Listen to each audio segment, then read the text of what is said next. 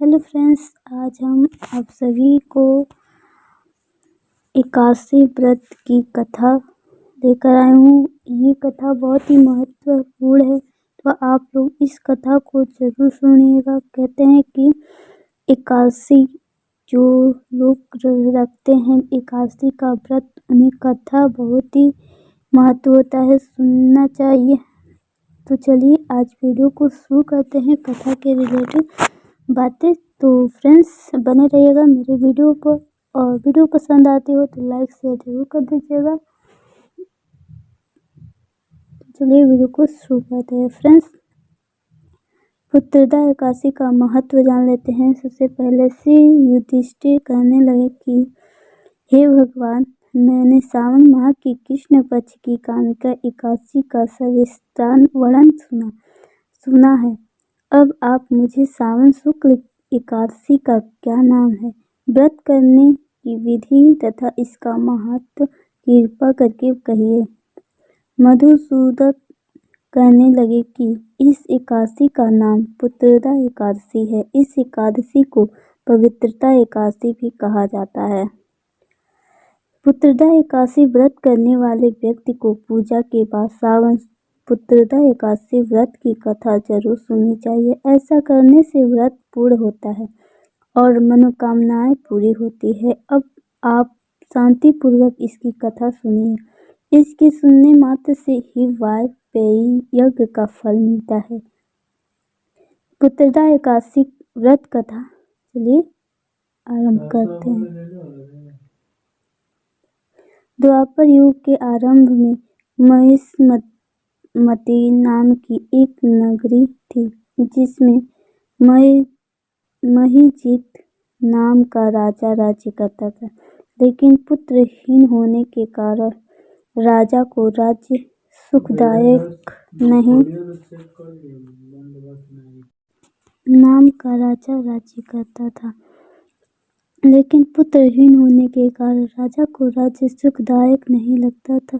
उसका मानना था कि जिसके संतान न हो उसके लिए यह लोक और परलोक दोनों ही दुखदायक होते हैं। पुत्र सुख की प्राप्ति के लिए राजा ने अनेक उपाय किए, परंतु राजा को पुत्र की प्राप्ति नहीं हुई। वृद्धावस्था आती देखकर राजा ने प्रजा के प्रतिनिधियों को बुलाया और कहा, हे प्रजाजनों, मेरे खजाने में अन्याय से उपार्जन किया हुआ धन नहीं है। न मैंने कभी देवताओं तथा ब्राह्मणों का धन छीना है। किसी दूसरे की धरोहर भी मैंने नहीं ली।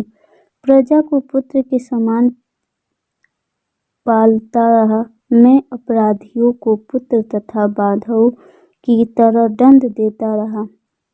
कभी किसी से घृणा नहीं की, सबको समान माना है। सज्जनों की सदा पूजा करता हूँ। इस प्रकार धर्मयुक्त राज्य करते हुए मेरे पुत्र नहीं हैं, सो मैं अत्यंत सुख पा रहा हूँ।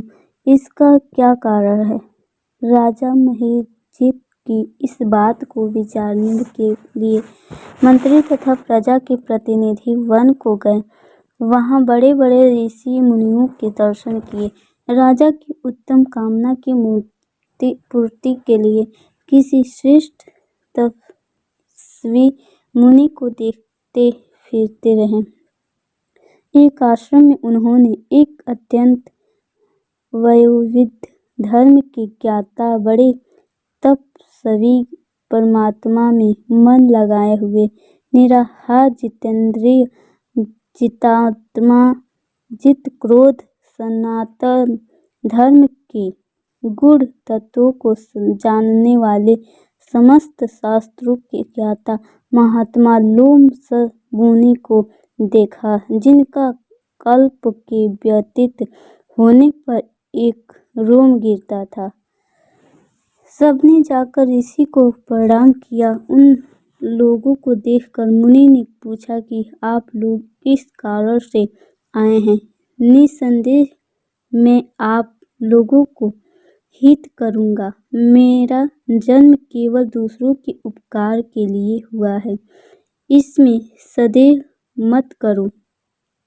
लोमस ऋषि के ऐसे वचन सुनकर सब लोग बोले, हे महर्षि, आप हमारी बात जानने से ब्रह्मा से भी अधिक समर्थ है, अतः आप हमारे इस संदेह को दूर कीजिए।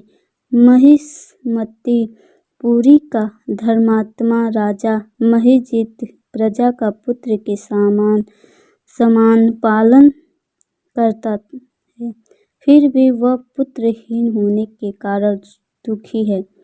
उन लोगों ने आगे कहा कि हम लोग उसकी प्रजा हैं, अतः उसके दुख से हम भी दुखी हैं। आपके दर्शन से हमें पूर्ण विश्वास है कि हमारा यह संकट अवश्य दूर हो जाएगा, क्योंकि महान पुरुषों के दर्शन मात्र से अनेक कष्ट दूर हो जाते हैं। अब आप कृपा करके राजा के पुत्र होने का उपाय बतलाइए। यह वार्ता सुनकर ऋषि ने थोड़ी देर के लिए नेत्र बंद किए और राजा के पूर्व जन्म का वृत्तांत जानकर कहने लगे कि यह राजा पूर्व जन्म में एक निर्धन वैश्य था।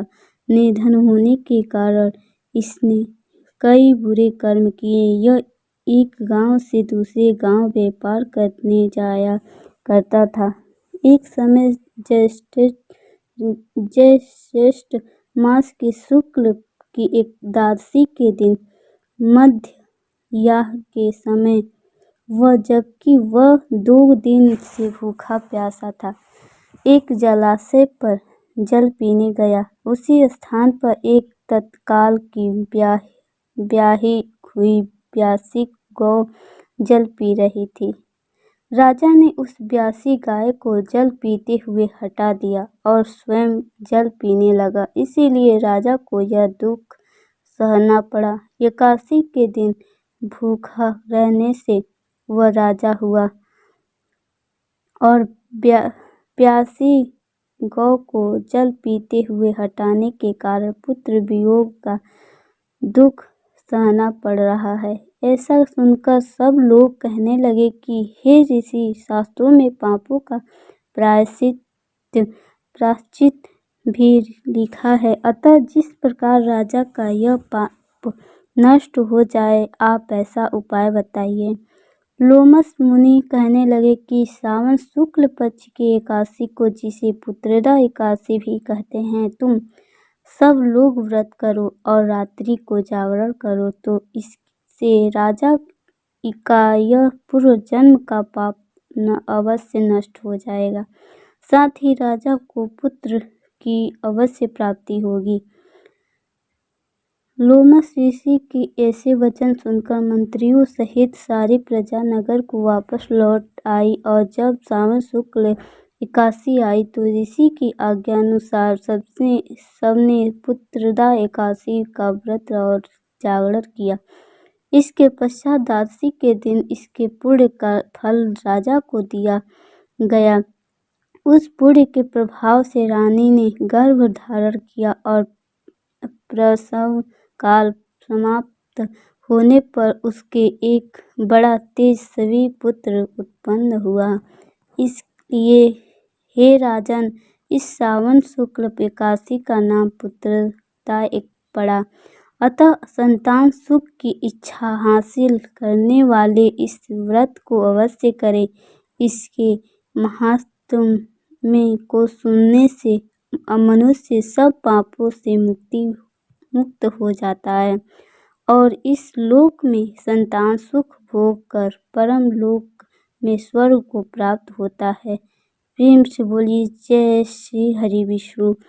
आप लोग इसके बाद से कथा सुनने के बाद से आरती कर सकते हैं। ओम जय जगदीश हरि आरती ये भी कर सकते हैं। श्री राम संतुति का पाठ कर सकते हैं। आरती कुंज बिहारी का भी आरती कर सकते हैं। राम भजन का भी आरती कर सकते हैं। कृष्ण भजन का भी आरती कर सकते हैं। फ्रेंड्स, ये हमारी वीडियो कैसी लगी आप लोग कमेंट में ज़रूर बताइएगा। मिलते हैं नई वीडियो में, तब तक के लिए धन्यवाद।